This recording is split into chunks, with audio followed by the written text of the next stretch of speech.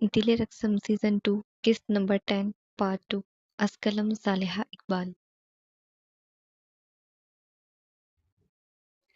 السلام علیکم dear readers, کیسے ہیں آپ سب؟ چینل کو سبسکرائب لازمی کریں اور ویڈیو کو لائک اور کمنٹس بھی لازمی کریں۔ ریڈرز جزاک اللہ۔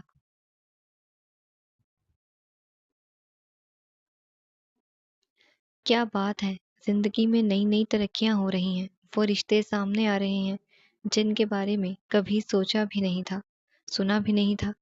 پہلے میرے سالوں کی تعداد کم تھی، جو میرے سسر نے ایک اور اتنا بڑا سالہ حاضر کر دیا ہے۔ عارش ماہر کی طرف دیکھتا ہوا بالکل آہستہ سے نہ سنائی دینے والی آواز میں کہتا ہے، بابا میں ذرا اپنے بڑے سالے سے دعا سلام کر کے آتا ہوں، آخر کار رشتہ ہے۔ اس طرح سے دروازے پر آ کر منہ موڑ کے جانے سے کچھ اچھا اثر نہیں پڑے گا۔ عباس کی طرف دیکھتا ہوا ایک گہری سانس بھرے اندر گیا تھا، جس پر عباس اسے ہاں میں سر ہلا کر اندر جانے کی اجازت دیتا ہے۔ عباس سے اجازت ملتی ہے اور عارش اپنے کوٹ کو ٹھیک کرتا ہوا یحییٰ شاہ کی حویلی میں قدم رکھتا ہے۔ نظر مسلسل اس کی ماہر کے وجود پر تھی، صرف عارش کی ہی نہیں، ماہر کی بھی نظریں اور اس کے وجود پر ہی تھیں۔ وہ اسے اپنی طرف آتا بڑے غور سے دیکھ رہا تھا۔ السلام علیکم۔ عارش کو دیکھ ماہر اپنے چہرے سے جلدی سے سنجیدگی اور تجسس کے تاثرات کو ہٹاتا لبوں پر مسکراہٹ سجائے بڑے پیار سے سلام کرتا ہے۔ وعلیکم السلام، عارش جواب دیتا ماہر کے سامنے کھڑا ہوتا ہے۔ آپ میری بہن کے شوہر ہیں، آپ سے میری ملاقات کبھی نہیں ہوئی، لیکن میں نے آپ کے بارے میں سنا ضرور ہے۔ آلیان شاہ۔ عارش کی طرف ہاتھ بڑھاتے ہوئے ماہر مسکراتا ہوا اپنا تعارف دیتا ہے۔ ماہر کے ہاتھ ملانے سے پہلے عارش کی نظر اس کے چہرے سے گزرتی ہوئی اس کے ہاتھ کی طرف اٹھی تھی۔ وہ بڑے غور سے اس کو دیکھ رہا تھا۔ میں عارش خان، خان بابا کا بڑا بیٹا اور تمہاری بہن کا اکلوتا شوہر۔ عارش اس سے ہاتھ ملاتے ہوئے خود بھی اپنے لبوں پر زبردستی کی مسکراہٹ سجائے جواب دیتا ہے۔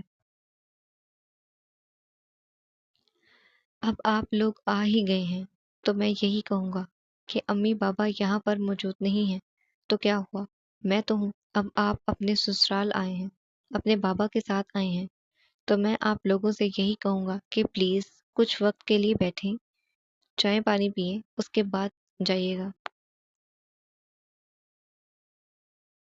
ماہر بڑے پیار سے بڑے احترام کے ساتھ عارش اور پھر اس سے نظریں ہٹا کر حویلی کے باہر کھڑے عباس کو دیکھ کر کہتا ہے۔ عارش کو یحییٰ شاہ کی کے گھر والوں کی طرف سے اتنی نرمی اور محبت ہضم نہیں ہو رہی تھی۔ اس کو تجسس میں ڈالنے کی وجہ بھی ماہر کا میٹھا رویہ تھا، کیونکہ اس سے پہلے جب وہ اپنے سسرال آیا ہے، اس کے سسرالیوں نے اس سے بات چیت نہ ہونے کے برابر ہی رکھی تھی۔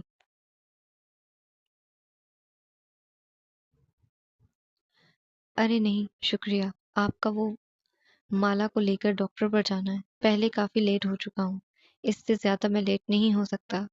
بابا کو بھی پنچایت جانا ہے، پھر کسی اور دن ملاقات ہوگی۔ مالا کو کیا ہوا؟ یہ سوال پوچھنے کے لیے ماہر بلند آواز میں کہنے لگا تھا، لیکن کہتے کہتے وہ خود کو روک لیتا ہے، کیونکہ ایک سوال سے کئی سوال پیدا ہو سکتے تھے، اس لیے وہ مزید کسی بھی قسم کے سوالوں کو اپنی جانب نہ اٹھانے کے لیے خاموش رہتا ہے، اور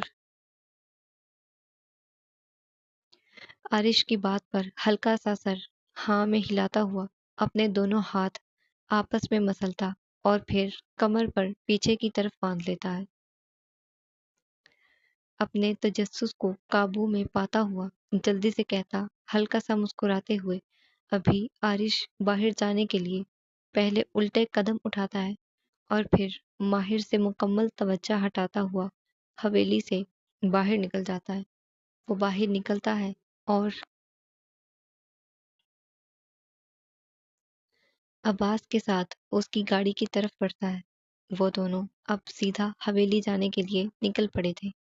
आरिश और अब्बास एक ही गाड़ी में सवार हवेली जाते हैं और आरिश की गाड़ी को गार्ड ड्राइव करता हुआ हवेली लेकर आता है। नज़रों से ओझल होने तक माहिर की नज़र खानों पर ही थी। जैसे ही वो हवेली से बाहर जाते हैं उसी लम्हे माहिर बुलंद आवाज में बाहर खड़े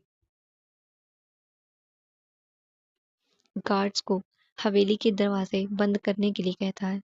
दरवाजे जैसे ही बंद होते हैं वैसे ही याहिया शाह के कमरे का दरवाजा खुलता है।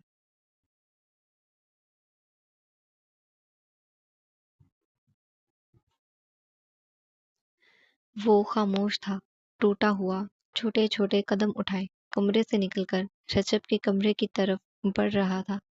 लेकिन हॉल में माहिर को खड़ा देख याहिया शाह के आगे की तरफ बढ़ते कदम उसी पर रुक गए थे। वो बुत बने एक अटल से अंदाज में खड़ा हैरान कुन नजरों से माहिर को देखने लगा था और माहिर भी खामोश नजरों से उसकी तरफ देख रहा था।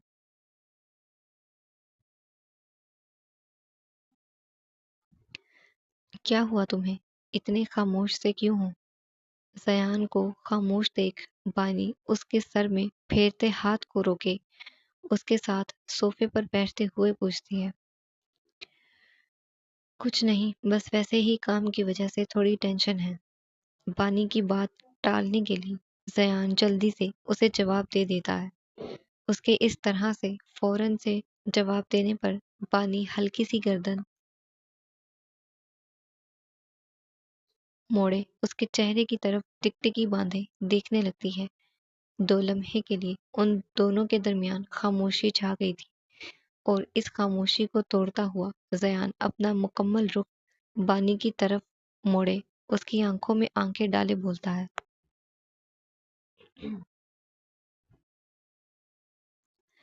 अब आपको क्या हुआ? इस तरह क्यों देख रही हैं मुझे? देखें, मुझे पता है कि मैं बहुत हैंडसम हूँ और आपका दिल नहीं चाहता मुझ पर से अपनी नज़रें हटाने का। लेकिन बार-बार आप मुझे इस तरह से देखेंगी तो मैं शर्माने लगूंगा और आपको पता है ना, एक मर्द शर्माता हुआ बिल्कुल अच्छा नहीं लगता। तुम्हें किसने कहा शर्माता हुआ अच्छा नहीं लगता? हम लड़कियों को तो बहुत अच्छा लगता है। बानी हाथ अपने हाथों में पकड़े बानी का हाथ अपने हाथों में पकड़े उसके चेहरे की तरफ देख जयान मुस्कुराते हुए कहता है। उसके कहने के बाद बानी भी जल्दी से छोटी छोटी आंखें किए उसे घूरने वाले अंदाज में देख कंधे उचकाए कहती है।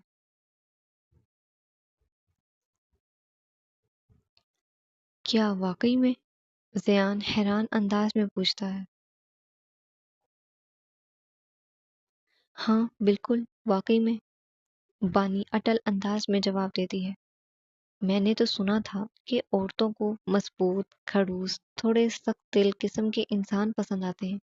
उन्हें शर्माने वाले, मीठी-मीठी बातें करने वाले या इस किस्म के लड़के पसंद नहीं आते।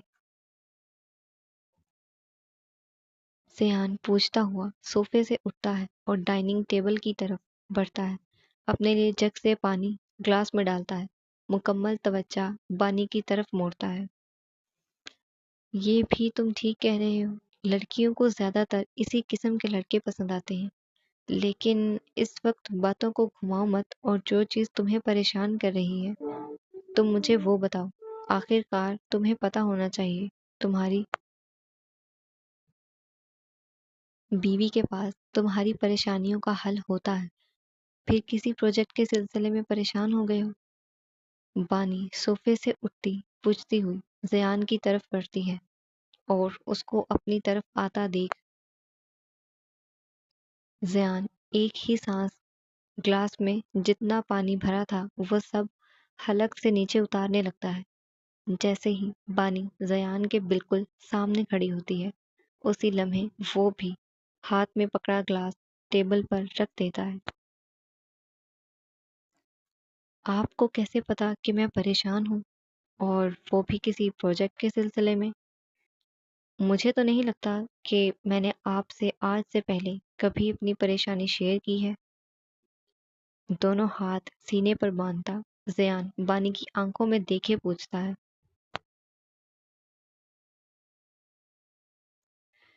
تم نے مجھ سے کبھی پریشانی شیئر نہیں کی، اس لیے مجھے پتا ہے کہ تم پریشان کب اور کن باتوں پر ہوتے ہو۔ میاں جی، بیوی ہوں تمہاری، ہماری شادی کو اتنے سال گزر چکے ہیں، تمہیں اب بھی لگتا ہے کہ میرے پاس اس قسم کا ایکسپیرینس نہیں ہوگا؟ زیان کے دونوں ہاتھ اس کے سینے سے ہٹاتے ہوئے بانی سکون بھری سانس لیتے ہوئے پوچھتی ہے۔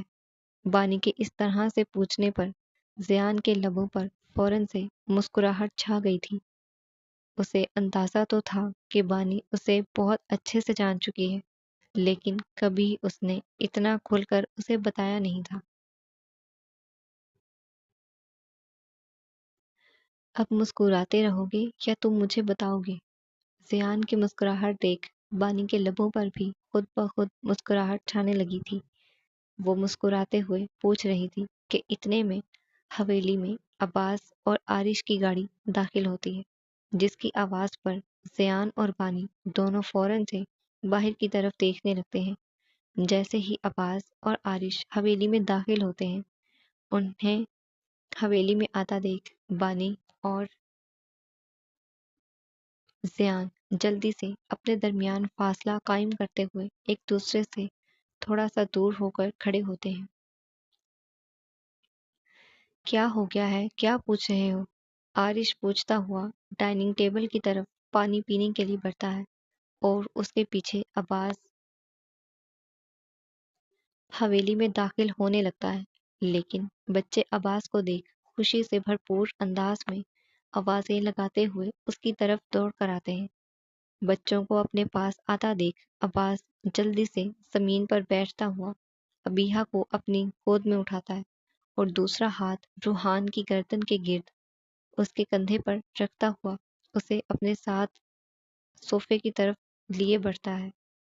ابیحہ اس کی گود میں ہوتی ہے اور روحان عباس کی بازو کے گرد اپنی ننھی بازوؤں کا حصار باندھے اس کے بازو سے سر ٹکائے بیٹھتا ہے۔ کچھ نہیں بھائی، ویسے ہی آج ہماری زوجہ محترمہ کچھ زیادہ ہی ہم پر اپنی نظر ثانی کر رہی ہیں۔ انہیں ہمارے چہرے پر فکر مندی نظر آ رہی ہے، اس لیے وہ بس اس فکر کی وجہ جاننا چاہتی ہیں۔ آرش سے کہتا ہوا زیان جلدی سے پلٹ کر بانی کی طرف دیکھتا ہے، جو اس کی طرف ایک ہاتھ کمر پر رکھے دیکھ رہی تھی۔ بانی کو اپنے آپ کو دیکھتا پا کر زیان مسکراتا ہوا اسے صوفے کی طرف چلنے کا اشارہ کرتا ہے۔ وہ دونوں صوفوں پر بیٹھتے ہیں اور آرش سیدھا اپنے کمرے کی طرف بڑھتا ہے، جہاں مالا اس کے انتظار میں ارباز کے ساتھ پزل گیمز کھیلنے میں مصروف ہو جاتی ہے۔ آرش اندر آتا ہے کہ اس کی نظریں زمین پر فراک پھیلائے کہکہے لگا کر ہنستی ہوئی مالا پر جاتی ہے، جو مکمل ارباز کے ساتھ کھیلنے میں گم ہو گئی تھی۔ بابا، پزل کا ایک ٹکڑا اٹھانے کے لیے ارباز نظریں زمین سے ہٹاتا ہے کہ اس کی نظریں اپنے بابا کی طرف اٹھی، جس کو پکارتے وہ دوڑ کر اس کے پاس جاتا ہے، لیکن مالا نہ ہی جاتی ہے اور نہ ہی پلٹتی ہے۔ اس کو اس طرح سے بیٹھے دیکھ آرش سمجھ چکا تھا کہ وہ ناراض ہے اس سے۔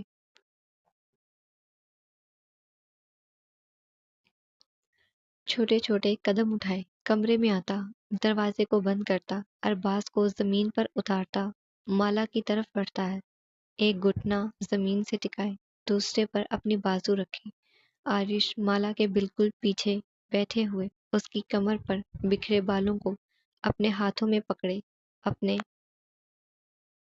ناک کے پاس لاتا اور بالوں میں سے आती हुई खुशबू को आंखें बंद किए सूंघने लगता है। नाराज हो? माला के बालों को हाथों में पकड़े हल्के हल्के हाथ से मसलते हुए सरगोशी नुमा अंदाज में पूछता है। नहीं तो मैं क्यों नाराज होंगी? जल्दी से आरिश को नजरअंदाज करने वाले अंदाज में कहती हुई जमीन से उठकर पजल के टुकड़े समेटने लगती है। माला का इस तरह से नजरअंदाज करना आरिश को समझ आ रहा था कि वो नाराज है। वो उसकी नाराजगी पर हैरान होने की बजाय मुस्कुरा रहा था। आखिरकार उसकी बीवी उससे नाराज ना होने के बराबर जो होती थी। जब भी माला उससे नाराज होती थी, आरिश को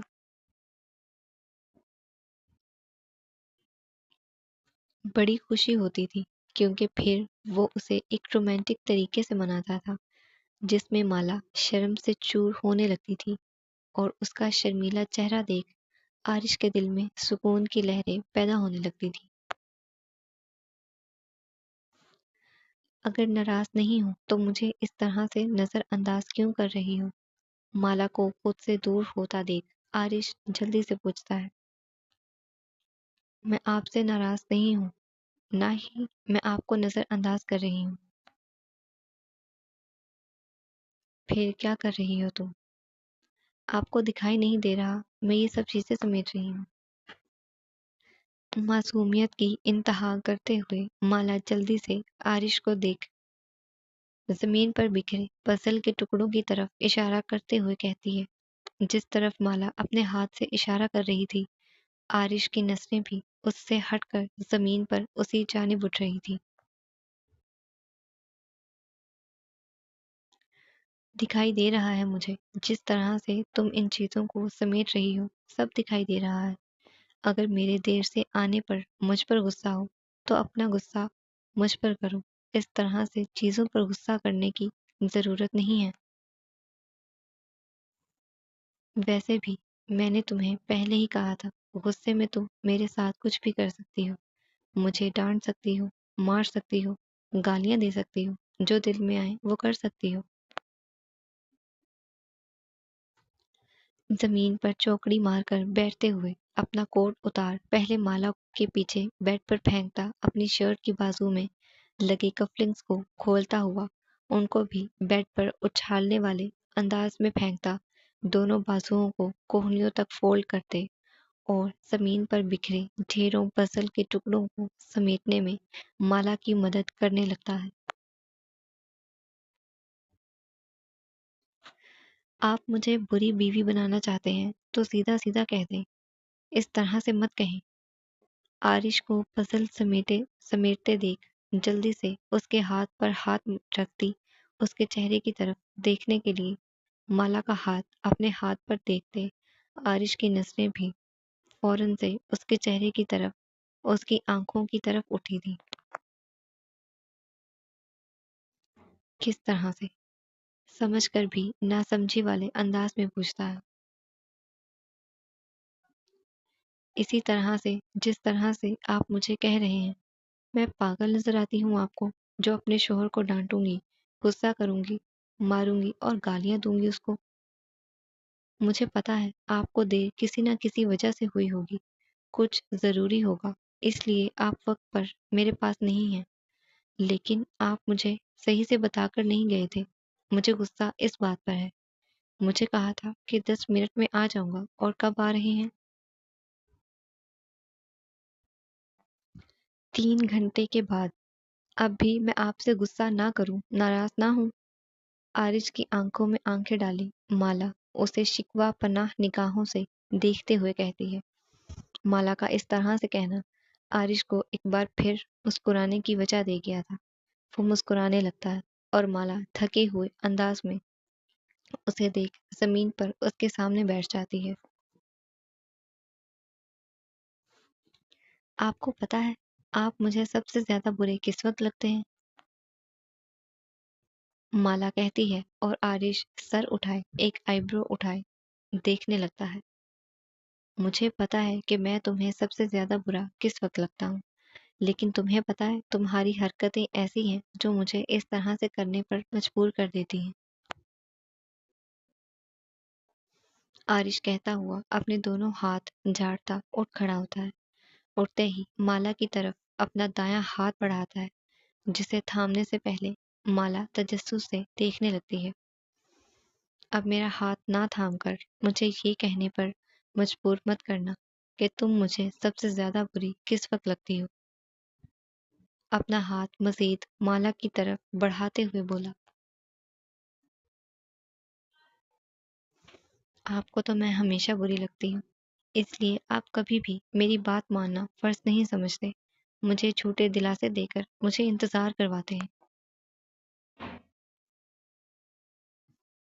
آرش کا ہاتھ پکڑ کر کھڑی ہو کر اس کے چہرے کی طرف غصے والی آنکھوں سے دیکھتے ہوئے کہتی ہے، اور کہتے ہی جلدی سے اپنا ہاتھ اس کے ہاتھ سے آزاد کرتی اسے دور ہونے لگتی ہے۔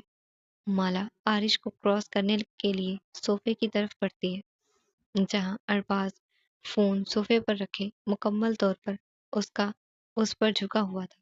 آرش کو کراس کر کے مالا ارباز کے پاس جاتی اس سے پہلے آرش جلدی سے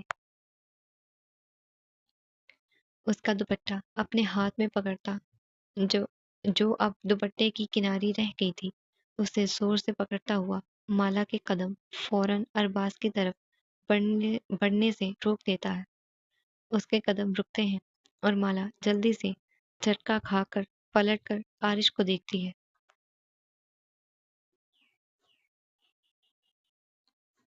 ارباز، نیچے دادو بلا رہے ہیں تمہیں، ابیہا اور روحان کے لیے چاکلیٹس لے کر آئے ہیں، ڈھیر ساری، جلدی سے جا کر اپنا حصہ لے لو اس سے پہلے ابیہا ساری چاکلیٹس کھا لے۔ آرش کہتا ہی ہے کہ ارباز کی دوڑ لگتی ہے۔ وہ بنا بریک دوڑتا ہوا کمرے سے نکلتا سیدھا نیچے ہال میں عباس کے پاس جاتا ہے، جہاں ابیہا اور روحان دونوں اس کے پاس صوفے پر بیٹھے ہوئے تھے۔ دادو، ارباز بولتے ہوئے سیڑھیوں سے نیچے اترتا ہے کہ اس کی آواز پر ہال میں موجود عباس، زیان اور بانی تینوں فوراً سے اس کی طرف دیکھنے لگے تھے۔ صرف وہ ہی نہیں، دونوں بچے بھی۔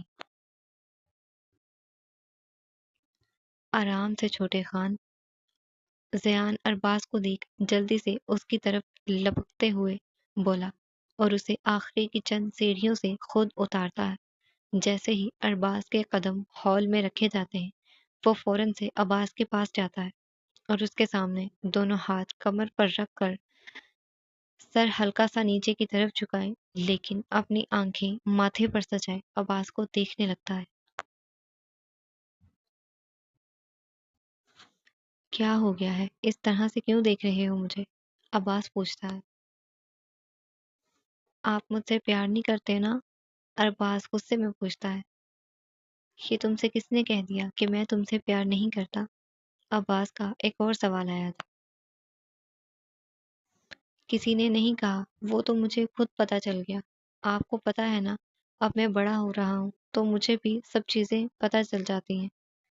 اسی پوزیشن میں کھڑا اسی طرح عباس کو دیکھتے ہوئے ارباز کہتا ہے، اور اس کی بات سنتا عباس اپنی گود میں بیٹھی ابیہا کو اسی لمحے گود سے اتارے سائڈ صوفے پر اپنے پاس بٹھاتا ہے۔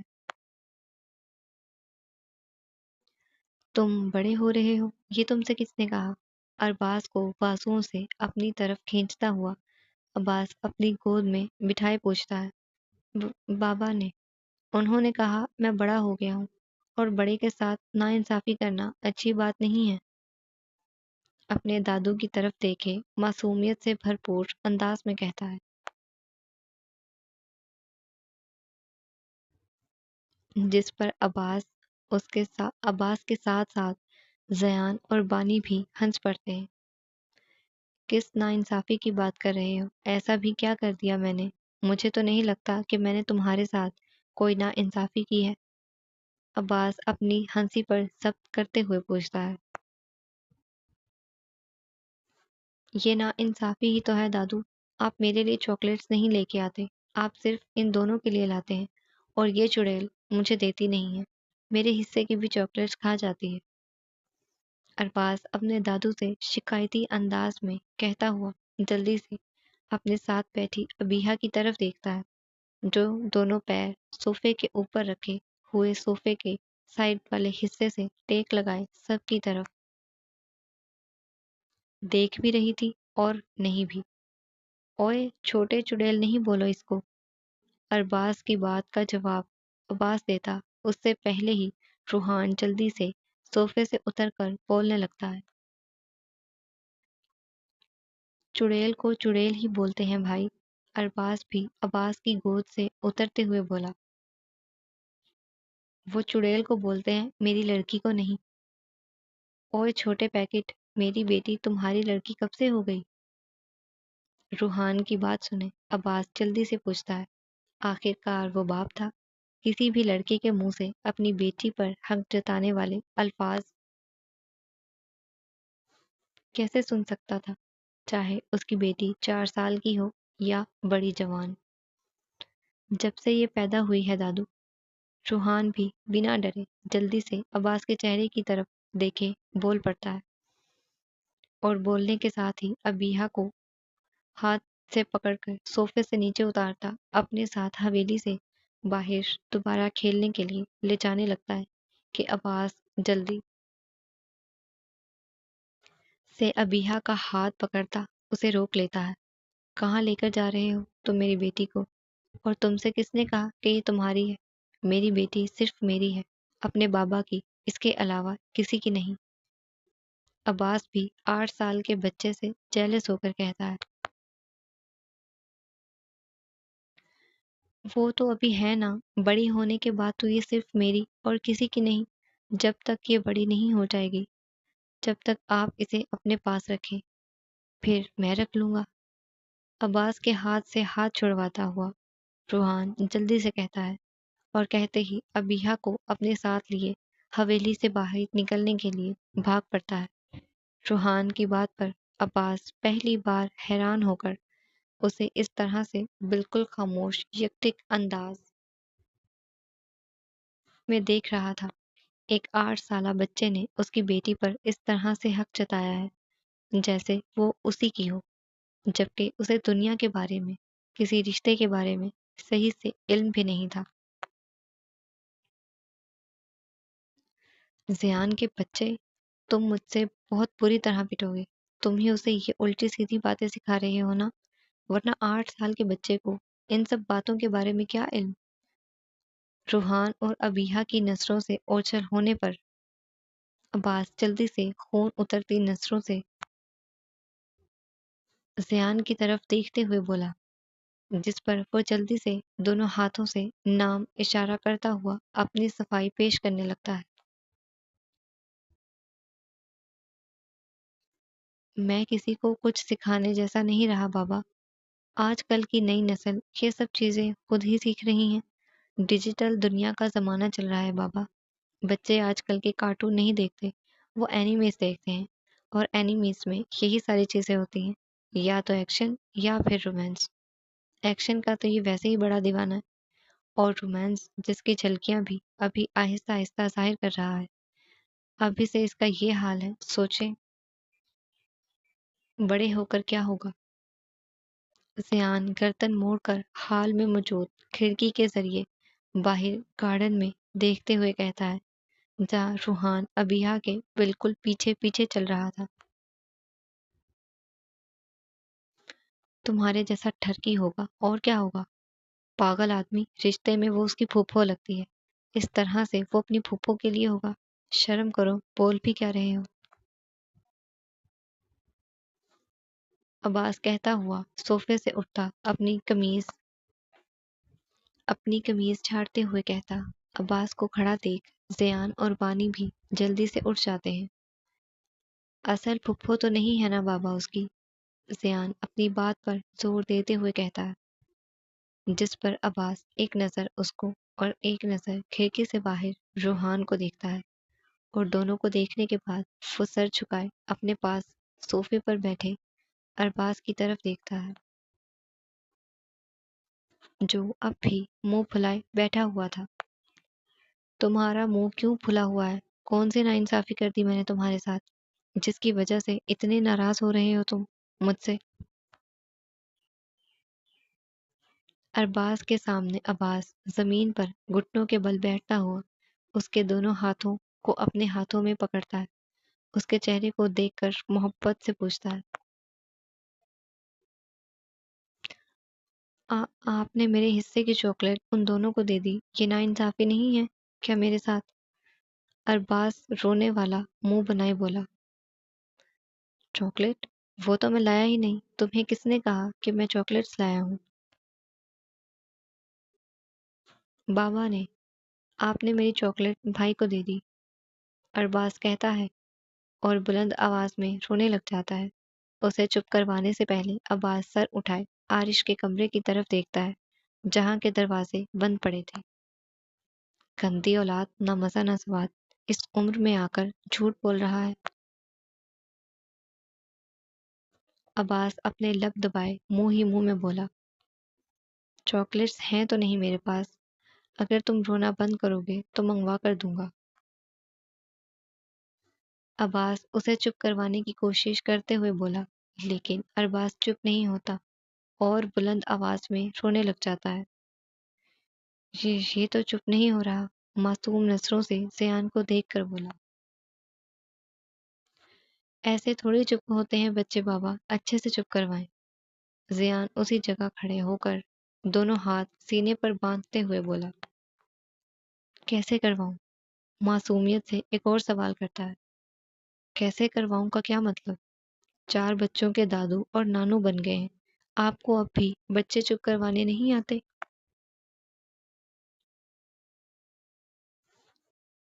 تم میرے ساتھ للو نہیں چلاؤ، چپ کرواؤ اس کو۔ اپنے دانت بھینچتے ہوئے چھوٹی چھوٹی سی آنکھوں کو بڑا بڑا کرتے ہوئے بولا۔ آواز کے اس طرح سے کہنے پر سینے پر باندھے دونوں ہاتھ جلدی سے زیان نیچے چھوڑتے ہوئے عباس کے پاس آتا اور اس کے سامنے سے ارباز کو صوفے سے اپنے گود میں اٹھاتا ہے۔ ارے میرے بھتیجے، تم رو نہیں، یہ دنیا ویسے ہی بہت ظالم ہے، میں ہوں نا تمہیں چاکلیٹس دلوانے کے لیے، چلو تمہارا یہ ہینڈسم چاچو تمہیں چاکلیٹ دلواتا ہے۔ زیان کہتے ہوئے ارباز کو اپنی گود میں اٹھائے حویلی سے باہر نکل جاتا ہے اور باہر نکل کر سیدھا اپنی گاڑی کی طرف بڑھتا ہے۔ ارباز اور زیان کو جاتا دیکھ روحان اور ابیہا بھی جلدی سے دوڑ کر ان کے پاس جاتے ہیں۔ زیان ایک نظر اپنی گود میں موجود ارباز کو دیکھتا ہے اور پھر ابیہا اور روحان کو بھی گاڑی کی پچھلی سیٹ پر بیٹھنے کا اشارہ کرتا ہے۔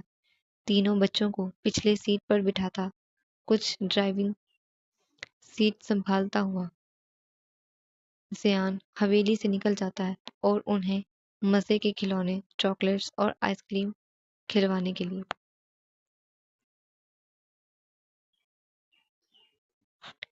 آریان کا غصہ ختم کرنے کے بعد امایا کو بھی سکون کا سانس نصیب ہوا تھا۔ وہ شاور لے کر نہا کر فریش ہو کر آریان کے 3 پیس سوٹ میں کی پینٹ اور شرٹ میں ملبوس کھڑکی کے پاس موجود صوفے پر دونوں پیر اوپر کیے اپنے دونوں بازوؤں کو اپنی ٹانگوں کے گرد باندھے ہوئے اپنی بازو پر سر رکھے گردن موڑ کر وہ کھڑکی کے باہر یونیورسٹی کا ماحول دیکھ رہی تھی، جہاں پر کچھ اسٹوڈنٹس باہر نظر آ رہے تھے اور باقی سب اپنی اپنی کلاسوں میں اپنی پڑھائی کر رہے تھے۔ امایا کے لبوں پر بڑی بڑی سی مسکراہٹ تھی جس سے اس کے سکون میں ہونے کا اندازہ لگایا جا سکتا تھا۔ آریان اس وقت شاور لینے کے لیے گیا ہوا تھا۔ جب تک وہ واپس آتا تب تک امایا بنگلے میں ایک نوکر کو فون کر کے الہان کے بارے میں پوچھنے لگتی ہے، جو بنگلے میں اس وقت نوکروں کے پاس اکیلا تھا۔ صوفے سے اٹھ کر بیڈ کے سائڈ ٹیبل پر موجود اپنے فون کو اٹھائے وہ ابھی بنگلے میں کال لگانے ہی لگی تھی کہ اتنے میں آریان شاور لے کر بنا شرٹ کے گیلے بالوں میں ہاتھ پھیرتا ہوا واش روم سے باہر نکلتا ہے۔ امایا ایک ہی لمحے کے اندر ایک ہی جگہ پر کھڑی ہو جاتی ہے۔ نظریں اس کی آریان کے وجود پر جو رک گئی تھی۔ اب اگر تم مجھے ان نظروں سے دیکھو گی تو ریڈ روز 1 گھنٹے کے بعد مجھے دوبارہ شاور لینا پڑ جائے گا۔ امایا کی نظروں کو اپنے آپ پر اس طرح سے رکا دیکھ آریان اسے ٹیز کرنے والے انداز میں کہتا ہے، جس پر امایا جلدی سے ہوش کی دنیا میں آتی آریان سے نظریں ہٹا کر اس کی طرف پشت کرتی ہوئی اپنی آنکھیں بند کر کے کھولتی فون اسکرین کی طرف غور سے دیکھنے لگتی ہے۔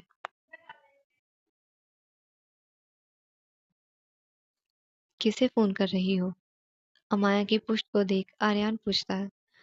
بنگلے پر کر رہی ہوں، الہان کا پوچھنا ہے۔ کافی دیر ہو گئی ہے، تنگ ہو رہا ہوگا وہاں پر اکیلا اب۔ آریان کی بات کا جواب جلدی سے اس کی طرف دیکھتے ہوئے دیتی ہے، جس پر وہ ہاں میں سر ہلاتا ہوا ڈریسنگ روم میں موجود اپنی شرٹ والے سیکشنز میں سے شرٹ نکالنے شیشے کی طرف بڑھتا ہے۔ وہ تو تنگ نہیں ہو رہا ہوگا، یقیناً اسے کھیلنے کے لیے کچھ نہ کچھ مل گیا ہوگا۔ اگر تم یہاں اس کے باپ کے ساتھ اکیلے میں تنگ ہو رہی ہو تو تم جا سکتی ہو، کوئی مسئلہ نہیں ہے۔ یہاں سے باہر جانے کے سارے دروازے تمہیں اچھے سے معلوم ہیں۔ جس دروازے سے جانا چاہتی ہو چلی جاؤ، روکوں گا نہیں۔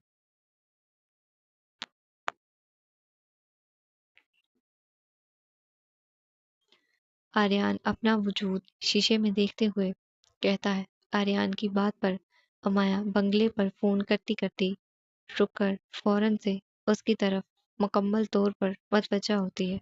ایک ہاتھ کمر پر رکھے، دوسرے ہاتھ میں فون پکڑے، اس کو بیڈ پر پھینکتی ہوئی اور آریان کو دیکھنے لگتی ہے، جو بنا اس کی طرف دیکھے تیار ہونے میں مصروف تھا۔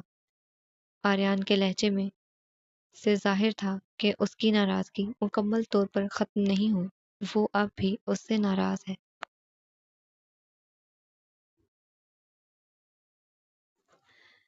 ارواح بھی یونیورسٹی جانے کے لیے اپنے گھر سے نکل چکی تھی، بڑی ایکسائٹڈ تھی آج یونیورسٹی سے جلدی گھر واپس جانے کے لیے، کیونکہ اس کی بہن جو واپس آ رہی تھی۔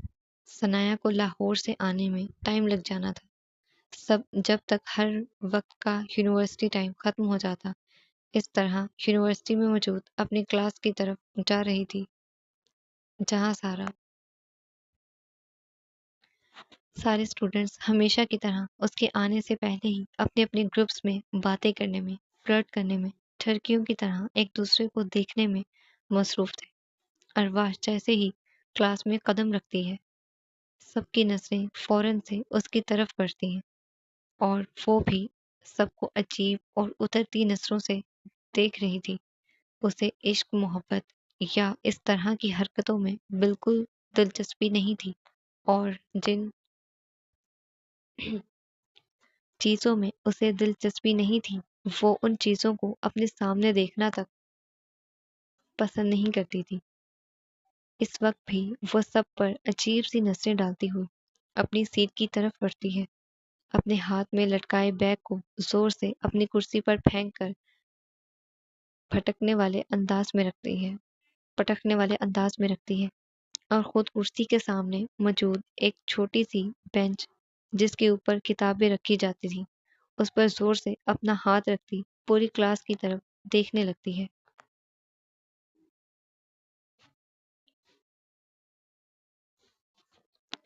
میرے خیال سے میری باتیں تم لوگوں کے ذہن میں نہیں آتی،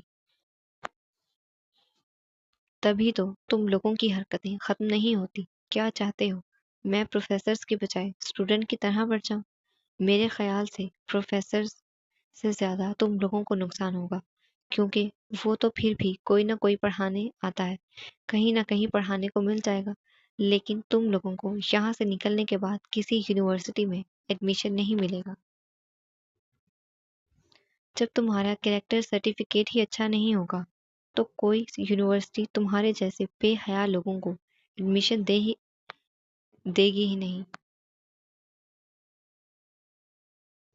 اپنے دونوں ہاتھ اپنے کمر پر رکھتے ہوئے سارے اسٹوڈنٹس کی طرف غصے کی نظروں سے دیکھتے ہوئے بولی، ہم لوگوں نے ایسا کچھ نہیں کیا، جس کی وجہ سے تم ہمیں یہاں سے نکلوا سکو۔ تمہاری طرح ہم بھی یہاں پر اسٹوڈنٹس ہیں، ہمارے پاس بھی رائٹس ہیں اپنی کلاس میں کچھ بھی کرنے کے۔ تم ہمارے سر پر سوار تم ہمارے سر پر سردار نہیں لگی ہوئی جس کی باتیں ماننا ہم پر فرض ہو۔ جو ہمارا دل کرے گا ہم وہ کریں گے، تمہیں نہیں پسند تو تم کلاس سے جا سکتی ہو۔ ارواح کی بات سننے کے بعد کلاس کی ایک لڑکی جو ارواح کو سخت ناپسند کرتی تھی، وہی اس کی بات کا جواب دیتی ہوئی اپنی کرسی سے اٹھتی، اس کے بالکل سامنے آ کھڑی ہوتی ہے۔ جہاں ارواح کھڑی تھی وہ جگہ فرش تھی، اور جہاں سے وہ لڑکی آ رہی تھی وہ جگہ اونچائی پر تھی۔ کلاس کافی ساری سیڑھیوں پر بنی ہوئی تھی، جہاں الگ الگ بینچز اور کہیں کہیں کرسیاں موجود تھیں۔ اپنی کرسی سے اٹھ کر وہ بڑے ایٹیٹیوڈ کے ساتھ ارواح کی طرف بڑھتی ہے۔ وہ لڑکی جیسے ہی ارواح کے سامنے آ کھڑی ہوتی ہے اور وہ کچھ بھی کہنے سے پہلے سر سے پیر تک اسے دیکھتی ہے، جو بلیک کلر کی ٹائٹ جینز اور اس کے اوپر بلیک کلر کی ہی فٹ شرٹ پہنے ہوئے اپنے بالوں میں ایک ادا سے ہاتھ پھیرتی ہوئی ارواح کے بالکل سامنے نیچے فرش پر آ کھڑی ہوتی ہے۔ اس طرح سے کیا دیکھ رہی ہو؟ پہلے کبھی نہیں دیکھا مجھے، میں کون یہ سوچ رہی ہوں؟ لڑکی کا لہجہ اب بھی عجیب سا ایٹیٹیوڈ والا ہی تھا۔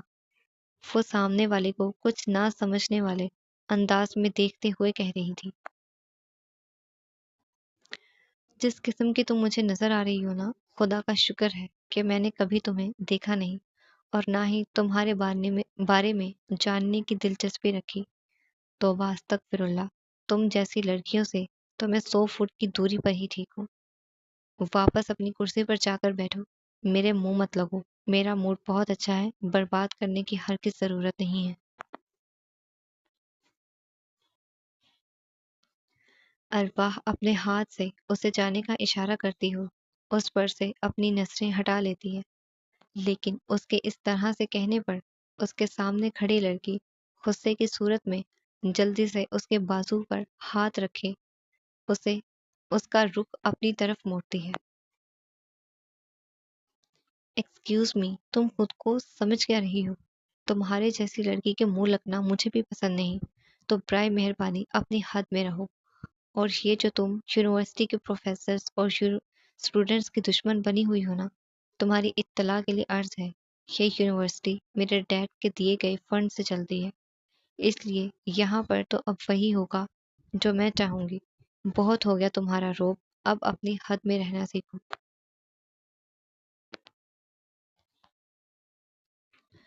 ارواح جمال نہ کبھی اپنی حد سے باہر نکلی ہے نہ کبھی نکلے گی، لیکن تمہارے جیسے ڈیڈ کے ٹکڑوں پر پلنے والی لڑکیوں کی بھی اطلاع کے لیے عرض ہے، ارواح کا روپ یہاں چلتا تھا، یہاں چلتا ہے،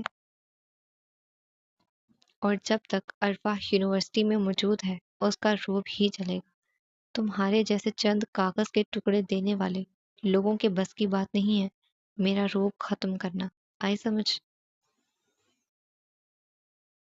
ارواح کہتے ہی ہلکا سا طنزیہ مسکراتی ہوئی ایک نظر اس لڑکی کو دیکھتی، گندا سا الٹی والا منہ بناتی ہوئی کرسی پر بیٹھنے لگتی ہے کہ وہی لڑکی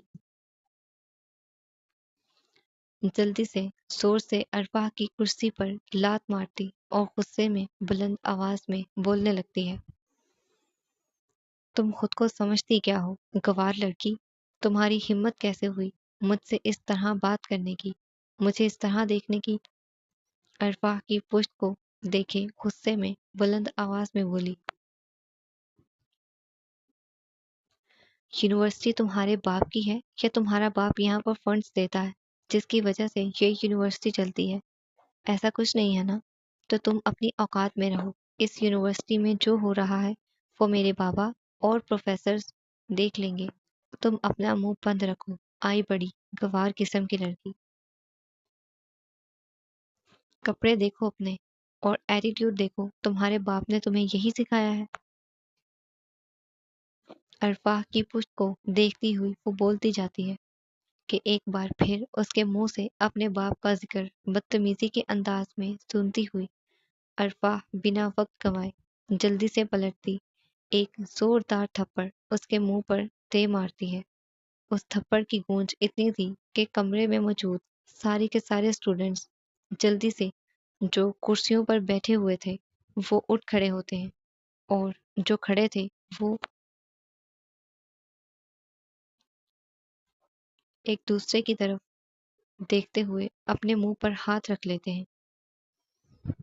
ایک بار اور تم نے میرے بابا کا نام اس قسم کے لہجے میں لیا تو یاد رکھنا تمہیں اپنے بابا کی بیٹی بن کر دکھاؤں گی اور تمہارا کیا حشر ہوگا پھر تمہارے ساتھ ساتھ بھی پوری یونیورسٹی دیکھیں گی۔